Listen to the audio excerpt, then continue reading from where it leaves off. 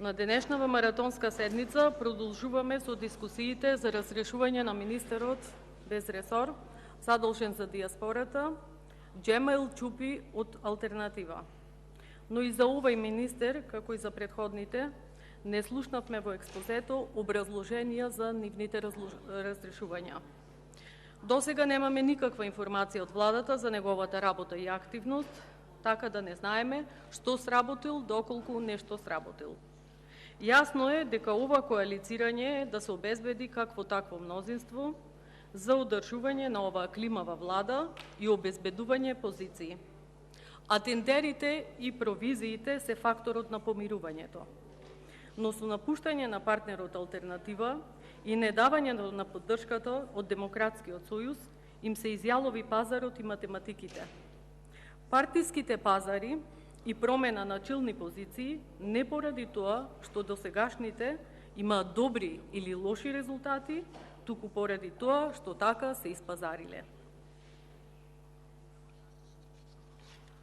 Тоа е сериозен проблем, наместо квалитетен кадар имаме партиски послушници. И во таква ситуација успешен менаџер е повеќе случајност отколку правило. Сите говорници од опозицијата истакнаа дека новокомпонираната влада ќе биде со краток рок од неколку месеци, најмногу до година дена.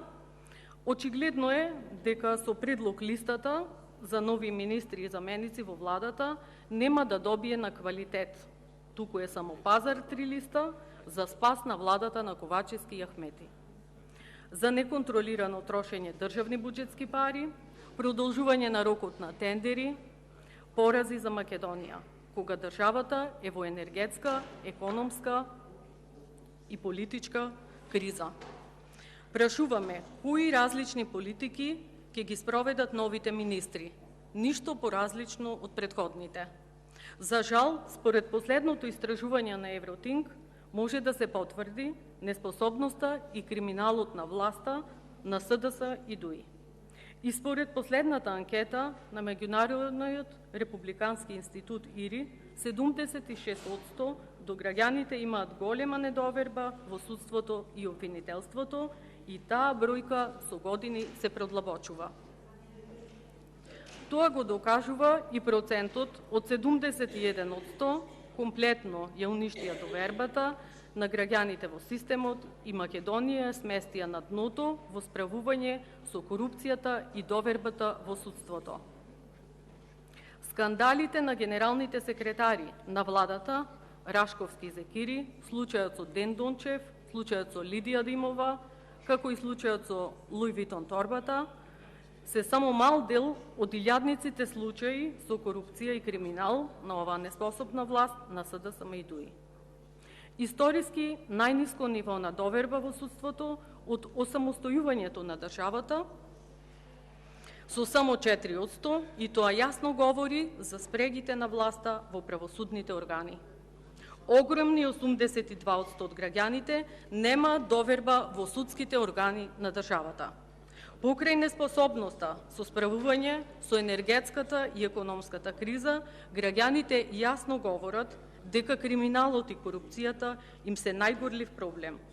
Во 6-годишното владење секојдневно слушаме и гледаме за проблемите кои што се предизвикани со зголемување на цената на електричната енергија, прехранбените продукти, баш на се и се што ги поскапува трошоците на животот и ја зголемува сиромаштијата. Секојдневно се затвораат компании, податоците говорат дека минатата година беше погубна за приближно 7000 компании кои ставија клуч на врата. Младите својата среќа приоритетно ја гледаат со иселување во странство. Народот го искажува својот револт преку протести и преговори околу зголемување на минималната плата, на просечните лични доходи и пензиите, за исплата на субвенции во земјоделството и сточарството и така натаму. И додека ние тука дебатираме за предлозите на министри и нивни разрешувања, здравствените работници денеска беа излезени на протест, искажувајќи го револтот и незадоволството. не само поради доцнењето на платите, туку заради бројни проблеми во здравството. Согледувајќи ја денешната состојба, македонската економија се соочува со сериозни економски проблеми. Економијата е погодена од инфлацијата, намалената доверба на потрошувачите и компаниите, поскапувањата на кредитите, како и енергетската криза. Се соочуваме со огромна сиромаштија, уништување на стопанството и банкрот на државата. Ги задолжи граѓаните за милиони евра, кои треба ние и идните поколенија да ги враќаат. Стандардот на граѓаните е во слободен пат, граѓаните се доведени на работна екзистенција, повеќе од 400.000 граѓани живеат со еден оброк на ден. Исто така ги зголемивте и даноците кон државата за сите. Со инфлација од 20% се анулира растот на платите, а народот осиромашува. Најголемиот буџет досега, дури 5,3 милиарди евра, со висок буџетски дефицит од 700 милиони евра, а јавниот долг постојано расте поради неодговорното однесување на власта. Инфлацијата излезе од контрола, тоа го потврдува и Виенскиот институт за економски студии. Се наметнува прашањето: кои се плановите на власта за стабилизација на јавниот долг, кој достигна рекордно високо ниво од 64,4% од БДП. Во наредниот период се очекува цените да продолжат да растат, но со побавна динамика во однос на 2022 година и дека инфлацијата и во 2023 година ќе биде доста висока. Над 80% од младите без размислување ја напуштаат земјата. Ни заминуваат најдобрите, а на важните позиции примате луѓе со несоодветни и сомнителни квалификации.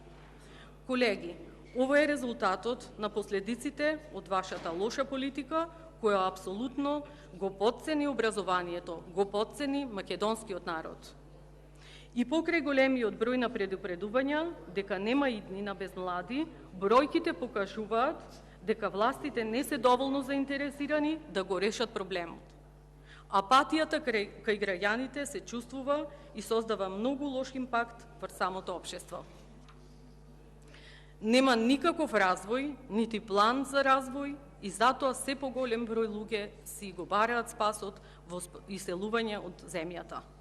Народот гладува, а власта нема идеја и план што да прави. Платите целосно се обезвреднети. И доколку ги запрашате граѓаните, ќе ви потврдат за лошото менаџирање на власта, кое се одрази врз животниот стандард на граѓаните. Македонскиот народ знае дека Македонија поминува низ многу тежок период, свесен за се што се случува и дека оваа ненародна власт е подготвена на се за да ги зачува удобните фотели, наместо да ги решава проблемите. Владата е неодговорна и не донесе во ваква безизлезна ситуација. Ветувавте се и се што, но ништо не исполнивте. Се поставува прашањето: до кога вака? Редно е да се стави крај на вашето несовесно владење. Благодарам. Има збор Зоран Чованчев.